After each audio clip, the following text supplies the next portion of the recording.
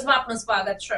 સંખેશ્વર ખાતે કૃષિ મેળાનું આયોજન કરવામાં આવ્યું। સંખેશ્વરમાં સિંધવાઈ માતાજીના મંદિર ખાતે રવિ કૃષિ મહોત્સવ 2024 અંતર્ગત કૃષિ મેળાનું આયોજન કરવામાં આવ્યું હતું, જેમાં ગાય આધારિત પ્રાકૃતિક ખેતી કરતા ખેડૂતો દ્વારા પકવેલા પાકો, કઠોળ, ઘઉં, રાઈ, હળદર, ફળો, ગાયનું ઘી જેવા ચીજવસ્તુઓના સ્ટોલ ગોઠવી મેળામાં આવેલા ખેડૂતોના માર્ગદર્શક બન્યા હતા અને ધરતીપુત્રોને પ્રાકૃતિક ખેતી કરવા સલાહ આપી હતી। તેમજ દાંતીવાડા યુનિવર્સિટીના ડોક્ટર વાય.આર. પટેલ, જગુદળના પ્રાધ્યાપક એમ.કે. શર્મા જેવા અધિકારીઓએ ધરતીપુત્રોને ખેતી અંગેની માહિતી આપી પ્રાકૃતિક ખેતી કરવા પ્રેરણા આપી હતી અને કિસાન સંઘના પ્રદેશ પ્રમુખે જગમાલ આર્યએ જણાવ્યું કે રાસાયણિક ખેતીથી દેશમાં કેન્સર, ડાયાબિટીસ, ટીબી જેવા રોગોમાં વધારો થયો છે।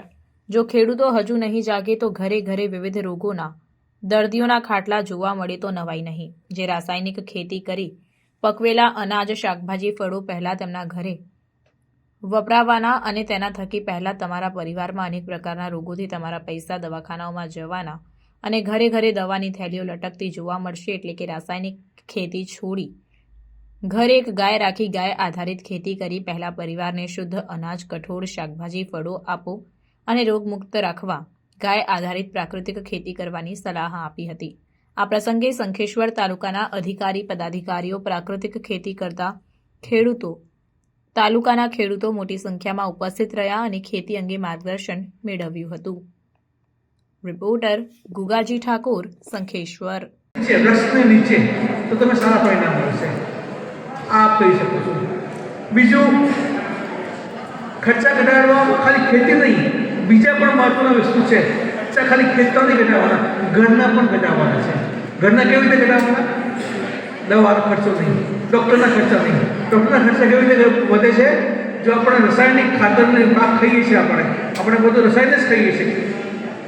આજે કોઈ દિવસ સાંભળ્યો નથી કેન્સર જેવું કોઈ। આજે મારા ગામમાં, મારા સંદાલજીમાં ઘરમાં કેન્સર છે। આ કેન્સર આવ્યો ક્યાંથી? કોઈ વંશાગત તો છે નહીં, આ ખાલી ખાનપાન। તો વેદોમાં કીધું, માને કીધું પૃથ્વી ને બાપને કીધું આકાશ, અને એ ગઈઢા ઘર તૈયાર કર્યા। ક્યાંથી સુખી બની? આપણી સંસ્કૃતિ કઈ હતી? ભારતીય સંસ્કૃતિ। આપણા વડવાઓ શું કરતા? કંઈ નવું કરવાનું નથી કહેતો। 50 વર્ષ 40 વર્ષ પાછળ જાઓ, તમારા ડોહા યુરિયા ડીએપી નતા વાપરતા, તમારા વડવા શું ખાતા હતા ઈ ખાઓ તો કઈ રોગ નથી થવાના। જંક ફૂડ ક્યાંથી આવ્યું? પાણીપુરી, પાવભાજી, પીઝા ક્યાંથી આવ્યું? ઘરે રસોડા બંધ થઈ ગયા કે દિયાઓ શરૂ થઈ ગયા।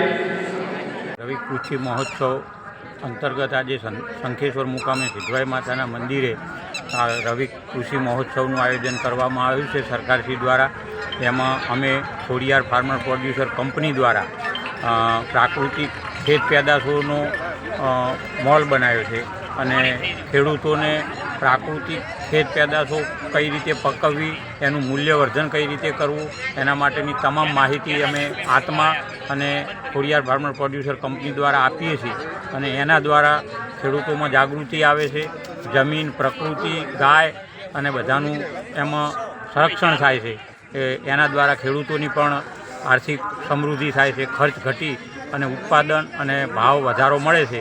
એટલે ખેડૂતો પણ આ વિષયને સારો એક્સેપ્ટ કરે છે। સરકારશ્રીના પણ ભરપૂર પ્રયત્નો છે। આત્મા દ્વારા પણ અમને પૂરતો સાથ સહકાર મળી રહે છે। એટલે આવી પ્રવૃત્તિઓ કાયમ થતી રહેશે તો ખેડૂતોનું, લોકોનું કલ્યાણ થશે। અસ્તુ ડી.કે. રથવી, ઝોન સંયોજક, ઉત્તર ગુજરાત। प्राकृतिक खेती करूँ छूँ। प्राकृतिकनी अंदर मैं खारीक वाई है, जामफर वाया है, मगफड़ी, तल बराबर। आ प्राकृतिक खेती करूँ ने मारू नाम जादव मादी भाई जगमाल भाई, गाम कुंवारज।